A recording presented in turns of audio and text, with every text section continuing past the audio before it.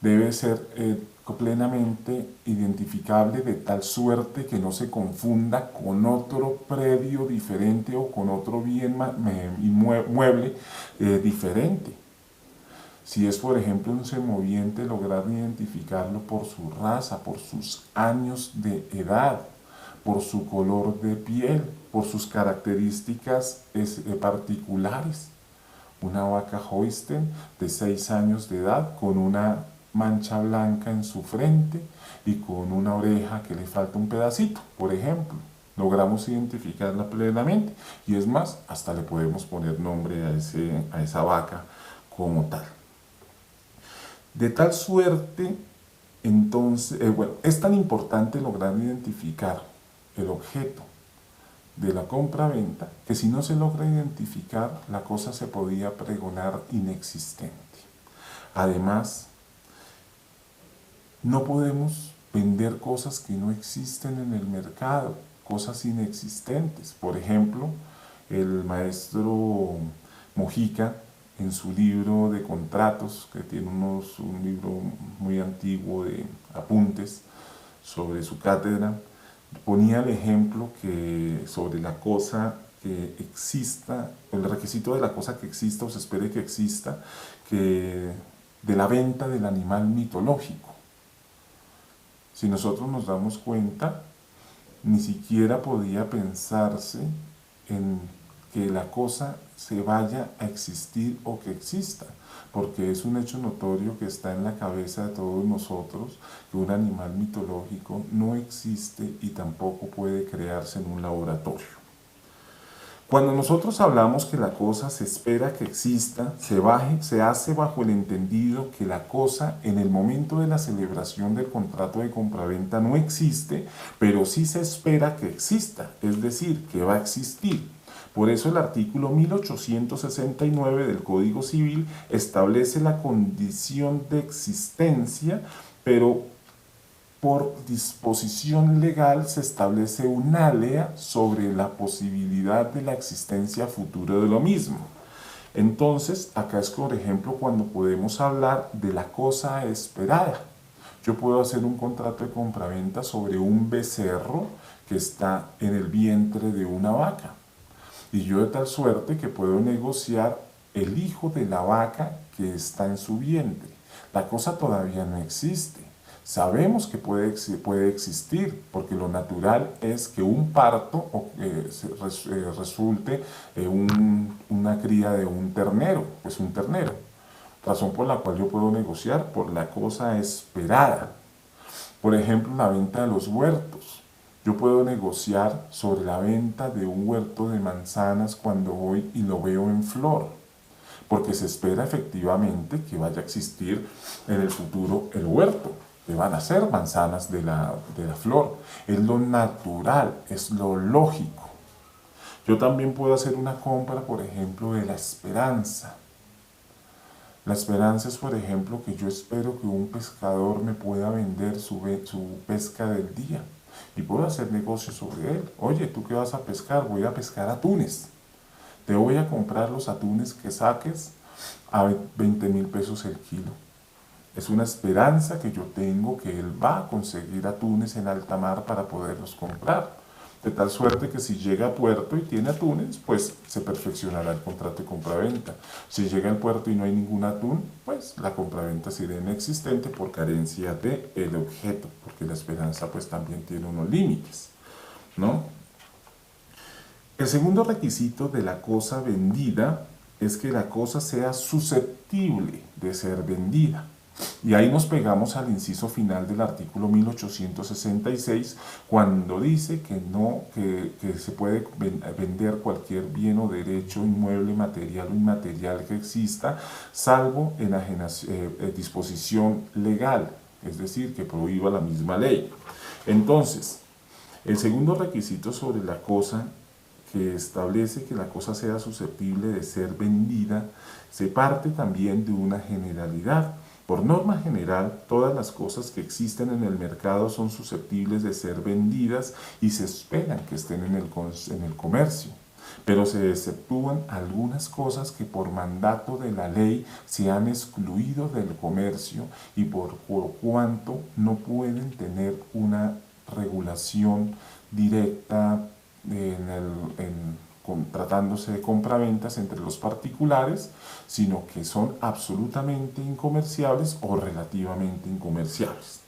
Entonces, si tenemos estas dos categorías normativas, la primera de ellas serían las cosas absolutamente incomerciales, es decir, que ni siquiera el mismo gobierno, el mismo Estado las puede comercializar, ni los particulares obviamente.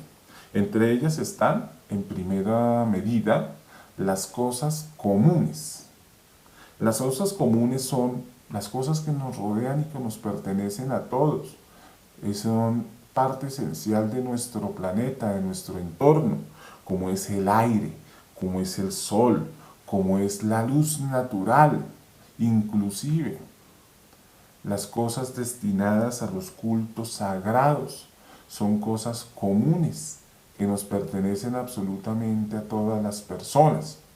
Otras personas dirán, no, un momento, si usted me está diciendo que el aire, el agua, el sol son cosas incomerciables, ¿por qué motivo hay empresas que empacan agua o porque hay empresas que venden tanques de oxígeno y están comercializando con el aire, con un bien común? No, es el hecho de que ellos tengan procesos industriales con permisos otorgados por las instituciones departamentales o nacionales para el aprovechamiento de ciertos recursos, no presupone la ausencia que tenemos nosotros de poder aprovecharnos de las cosas comunes.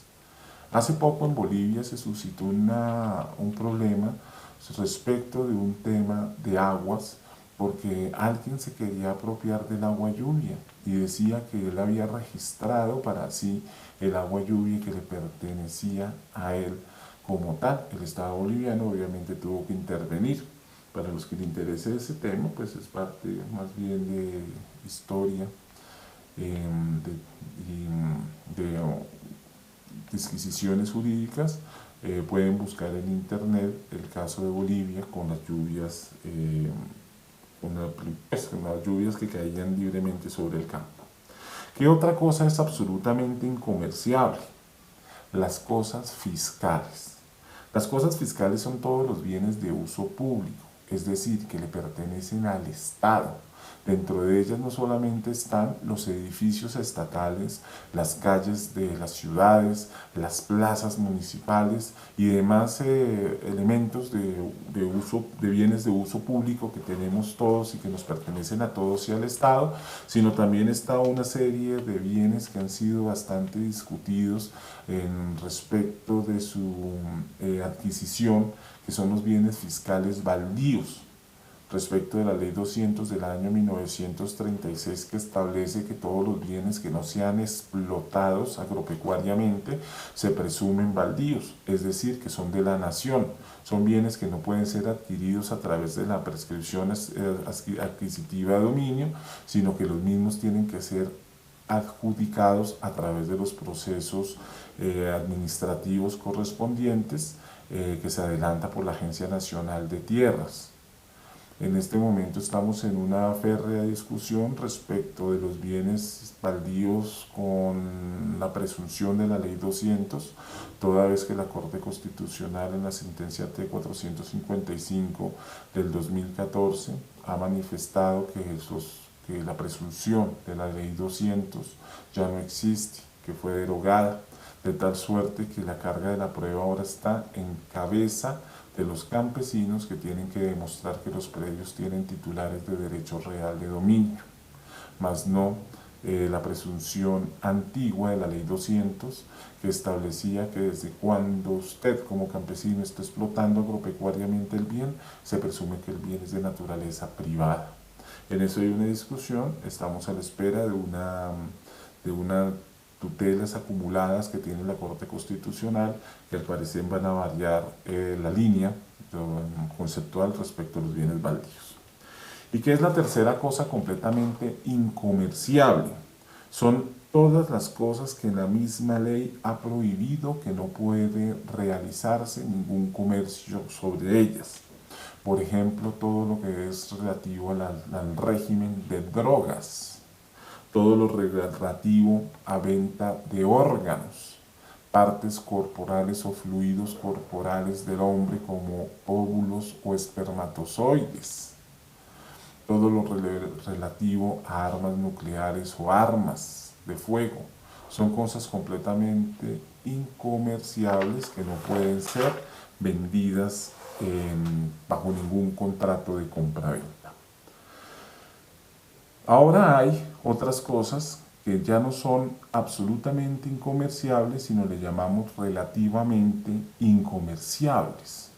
Las cosas relativamente incomerciables son cosas que sí están dentro del comercio, son cosas susceptibles de ser vendidas, pero que por disposición de la ley, la posibilidad de que se transmita su titularidad del derecho real de dominio ha quedado suspendida hasta nueva orden, una orden judicial o administrativa.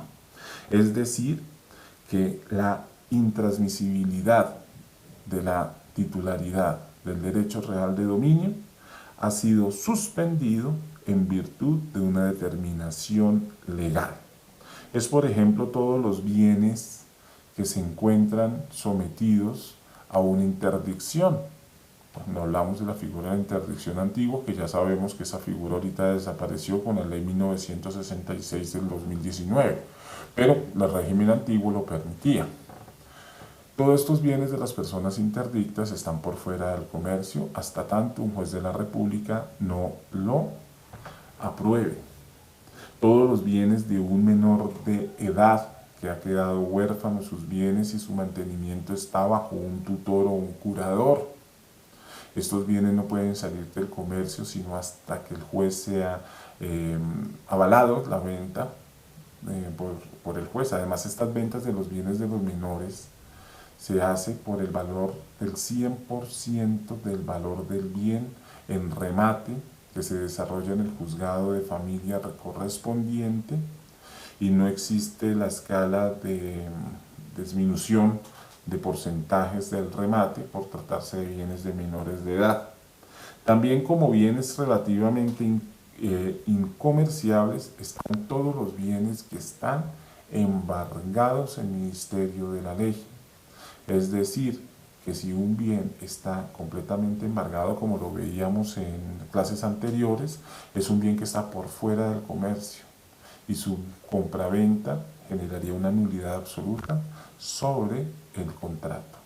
Estos son los bienes relativamente incomerciales. Entonces, recapitulando, la segunda característica, el segundo requisito de la cosa vendida es que la cosa sea susceptible de ser vendida, que por norma general todas las cosas que existen en el mercado pueden ser vendidas, excepto las absolutamente incomerciables y las relativamente incomerciables. Por favor, entonces, cuando estén realizando el respectivo contrato de compraventa sobre una cosa, verificar que la cosa sea de naturaleza privada y que no esté prohibida su transmisibilidad. Eso se hace a través de los estudios de los títulos de los bienes como tal. El tercero y último requisito que tiene que recaer sobre la cosa es que sea una cosa singular. ¿Qué quiere decir que sea una cosa singular? Que la cosa como objeto del contrato de compraventa esté perfectamente individualizada, identificada, con todas sus características particulares como linderos generales, especiales, extensión, improntas de los vehículos, color, modelo, características especiales. Porque si no es una cosa singular, el contrato es no se podría predicar validez sobre el contrato. Es obligación, como ya lo había explicado, individualizar dentro del contrato de compra-venta qué es la cosa vendida, de tal suerte que no se vaya a confundir con ninguna otra cosa. Esas son las características que debe tener la cosa.